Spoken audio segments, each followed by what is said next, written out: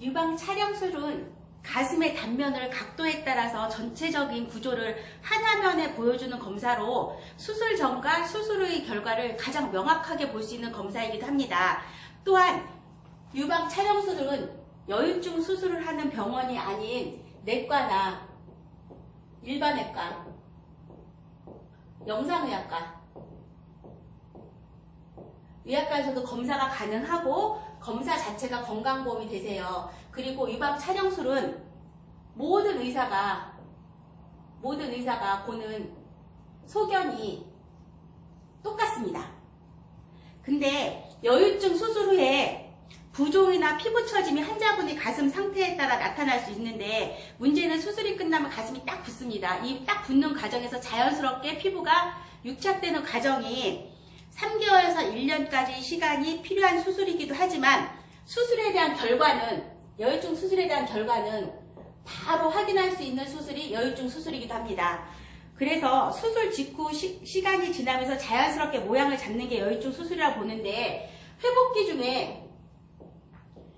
중에 수술 결과에 대한 의심사항이 생겼다. 그런 경우에 유방 촬영술을 하시게 되면 수술 전에 촬영한 게 있다면 수술 후에 촬영한 것도 결과가 비교해서 보실 수 있으세요. 어떤 식으로 보시냐면 지금 이게 수술 전 유방 촬영이라고 본다면 수술 후에는 이 부분이 다 없어져야 돼요.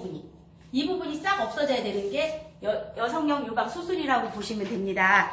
그래서 수술 후에 여집중 수술에 대해서 내가 결과가 만족스럽지 않거나 또는 수술한 지방이라든지 유선이 뭔가 남아있다라는 의심이 스러우시다면 유방 촬영술을 해보면 정확하게 아실 수 있는데 수술 전 사진까지 있다면 수술 후 결과 비교까지 더 정확하게 되겠죠. 그래서 여성용 유방 수술 전에 유방 촬영 수술은 한번 꼭 하시는 게 좋습니다. 왜 그러냐면 가슴의 전체적인 단면을 한 화면에 보여주기 때문에 수술에 대한 결과 역시 어떻게 될지가 수술 전 상담을 통해서 정확하게 확인하시고 들어갈 수 있는 검사이긴 한데 문제는 여성용 유방 수술을 하는 대부분의 병원들이 초음파는 하세요. 초음파로 진단을 해도 상관없긴 하세요. 근데 문제는 유방 촬영 수술은 거의 안 하세요.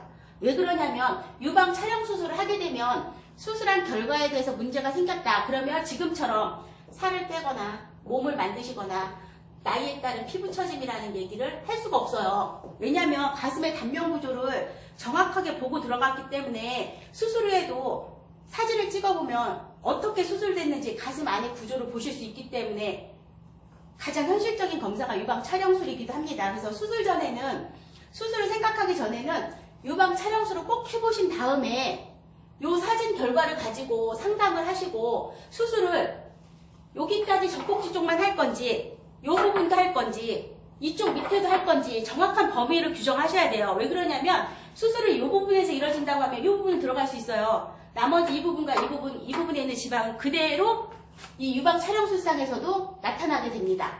그래서 여유증 수술한 다음에 유방 촬영술은 수술 전에는 꼭 하셔야 되는 검사입니다.